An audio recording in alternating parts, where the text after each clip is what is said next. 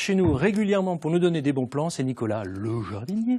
Et notre jardinier aujourd'hui nous en dit plus sur les plantes d'intérieur, qui sont évidemment présentes un peu partout, ces plantes d'intérieur. J'espère qu'on va les voir parce qu'il y en a vraiment beaucoup. Expliquez-moi tout ce qu'on voit là. Donc là, il y en a vraiment différentes. Bon, là, on va avoir des Schefflera, on va avoir du Zamioculcas, on a des Anthurium, on a du Calathea avec les feuilles décoratives.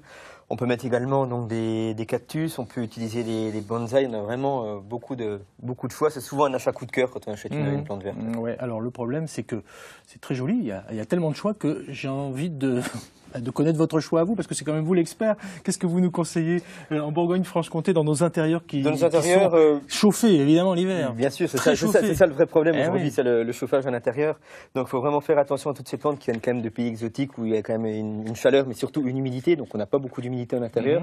Donc elles vont toutes aller en intérieur. Il faudra juste surveiller l'arrosage, les pulvériser de temps en temps pour leur apporter toujours une petite hygrométrie. On peut également les installer sur une soucoupe de billes d'argile. Donc on prend une soucoupe avec de la bille d'argile, on remplit d'eau. Ouais. Comme ça, en s'évaporant, l'eau va donc apporter toujours une humidité autour du feuillage. Donc là, c'est vraiment la chose importante à faire en hiver dans nos intérieurs. On l'expose comment, dites-moi, cette plante d'intérieur? Alors on la met près de la lumière ou pas du tout? Ça dépend lesquelles. En principe, elle demande quand même des expositions, donc avec une exposition quand même assez lumineuse. Ouais. Pas trop près non plus d'une fenêtre pour qu'en été, elle ne brûle.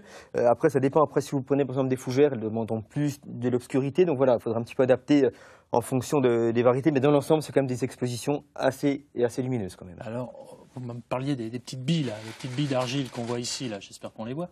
Les petites billes, ça, ok, j'ai bien compris que ça se mettait au fond, c'est ça? On peut les mettre donc dans des soucoupes comme ça, donc remplies d'eau, pour apporter de l'humidité lorsque l'eau va s'évaporer, mais on va également les rempoter, donc les utiliser lorsqu'on rempote une plante. Au fond du pot, on va mettre une petite couche de billes d'argile pour drainer, en fait, ça va permettre d'évacuer l'excès d'eau qu'il y a dans la plante. Parce que le problème, c'est l'arrosage de toutes ces plantes d'intérieur. Voilà. Parce que moi, j'en ai deux. Au secours, hein. Au secours, hein. Je sais pas. Vous connaissez un petit peu les plantes, parce que bon, l'aromathérapie, la phytothérapie, forcément, les plantes, vous connaissez, Olivier. Oui, mais l'entretien ou la culture, c'est moins évident. Ouais, c'est pas facile. John, un petit peu de plantes? J'aime beaucoup, je crois qu'elle m'aime moins.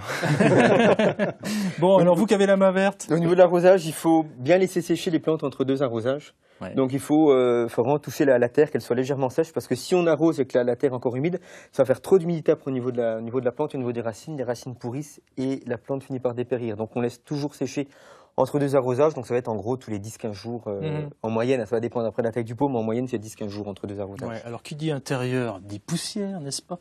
Et quand on pense poussière, on prend la plante là qu'elle a, voilà, par exemple, et on se dit, comment je fais pour nettoyer la poussière?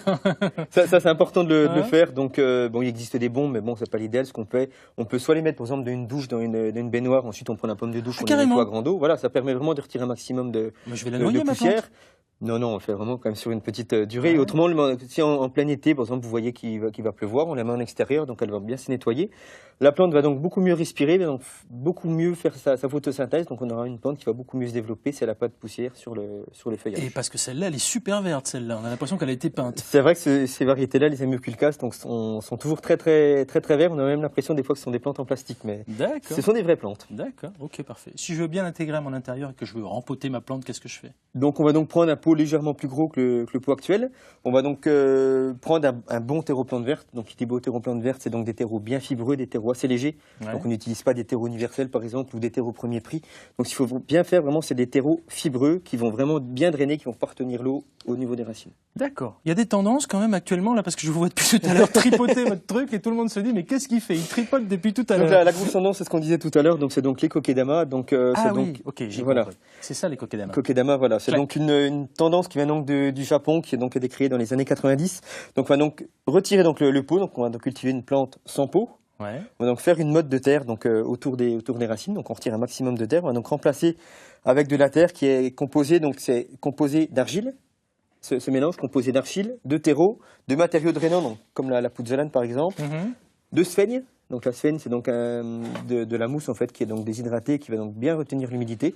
Et donc une fois qu'on a donc fait cette boule autour des racines, une fois qu'on a tout mélangé, qu'on a fait cette boule de terre autour des racines, on va donc l'habiller avec de la mousse, qu'on va donc faire tenir avec du fil de fer ou du fil nylon. Ah oui, j'ai compris, vous avez saucissonné le truc, d'accord. Okay, voilà, tout à fait. Donc là, allez, faites-moi ça en version express, là. Voilà, un petit peu de temps quand même. C'est la version accélérée. On va mettre le noir et blanc aussi, comme ça, voilà. On replongera dans l'époque de l'ERTF. Dites-moi, sérieusement, ça coûte trop rien de faire ça? Non, une fois qu'on a tous les matériaux, donc là c'est de l'argile qu'on trouve en magasin en loisirs créatifs par exemple. On peut prendre de la terre de jardin si vous avez une terre assez argileuse. Bien, ça, le reste, non, c'est quand même assez facile et ça coûte pas très cher pour faire ce style de... Et ça s'appelle un kokedama. Kokedama. Voilà, pour être très précis, ça vient du Japon, pour ceux qui nous prennent en cours de route. Et c'est en fait une plante sans peau. Voilà, on les cultive donc comme ça, sans pot. Bah donc, voilà. Après, il faudra faire attention au niveau de l'arrosage. Donc on va arroser 1 à 2 fois par semaine parce que ça a quand même tendance à se dessécher assez facilement. Eh bien merci Nicolas, Voilà, on va faire un